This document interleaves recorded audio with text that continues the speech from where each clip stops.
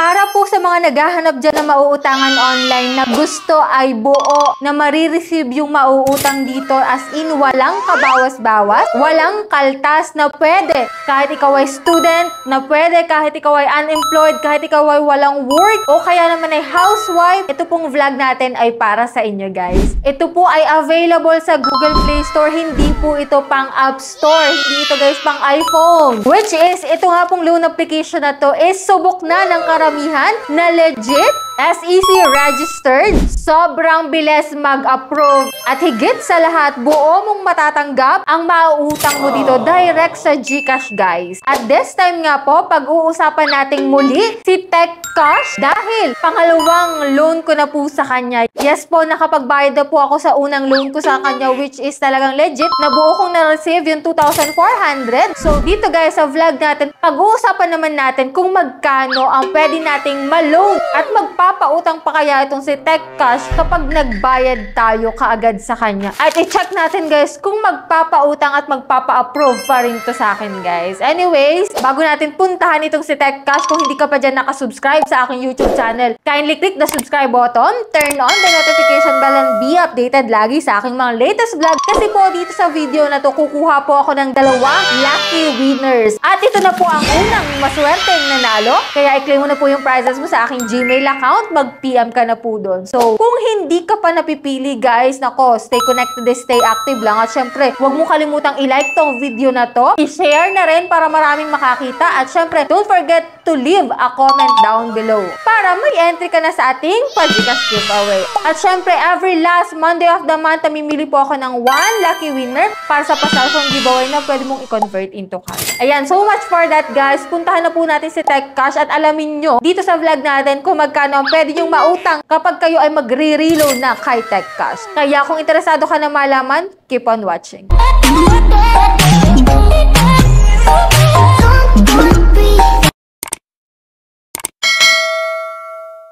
Ayan, disclaimer no guys, hindi po tayo agent or promoter nito. Hindi porket pinlag ko muli itong si TechCash is pinupush ko na kayo na umutang dito guys. So dito, sharing lang po ito ng joining ng pag-utang ko kay TechCash. At yan nga, sabi ko nga po sa inyo kanina, available po to sa Google Play Store. At yan nga, kung makikita mo dito, sobrang dali lang magbayad dito kay TechCash guys. Pwede po siya through e-wallet, through offline, o kaya naman ay any bank if ever na may account ka dyan, no? So ang pinili ko po dito is through GCash kasi yun yung recommended at tagang sobrang bilis mag-apply dito. So, i-scan mo lang po yung QR code nila and then magda-direct na po siya mag-pay. At agad-agad naman po magra-reflect sa account nyo na bayad na po kayo dito kay TechCash. Dito nga po nakalagay na settlement reminder. Congratulations, the loan for order number, etc. has been fully settled. Ayan, agad-agad pong nag-reflect siya sa aking account. And this time nga guys, ito po ay pangalawang loan ko na kay TechCash at ito ang aking pwedeng ma-reloan sa kanya na loan amount. Yes, pwede po agad-agad akong umutang dito guys kay TechCash once na nakapagbayad. At ito nga po, congratulations, you have successfully obtained the credit limit. So, 2,900 po. So, umangat siya guys ng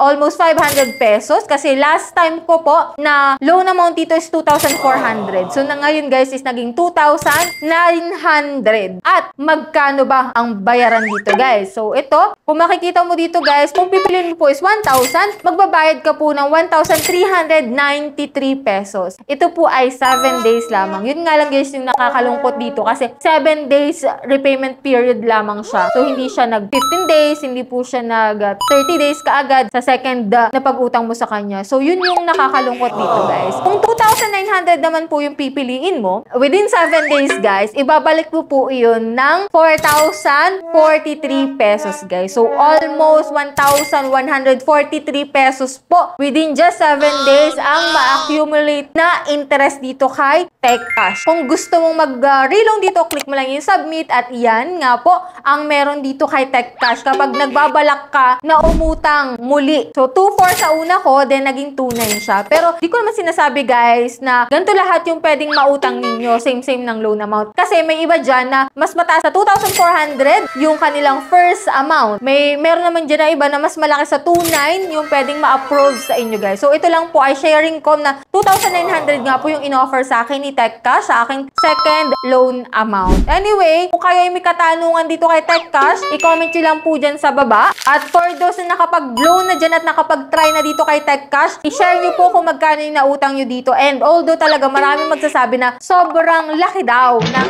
interest na idalagdag dito kay TechCash. Kasi 7 days to pay lang siya guys. Okay, sana to kung 15 to 30 days. Pero 7 days lang po ito. So anyway, nasa sa inyo pa rin guys yung desisyon kung magre-reloan pa rin kayo dito kay TechCash. Kasi buo naman talaga siyang marireceive guys. If ever na 2,900 yung offer sa inyo, buo mo po siyang marireceive. Walang kaltas. Yun nga lang guys, sa repayment period sa total due mo, yun lang ang medyo mataas. So anyway, yan lang yung vlog natin. And hoping ako guys na nagkaroon kayo ng idea about dito kay TechCash. So bago tayo magtapos guys, i-announce ko muna yung aking second lucky winner for today's video.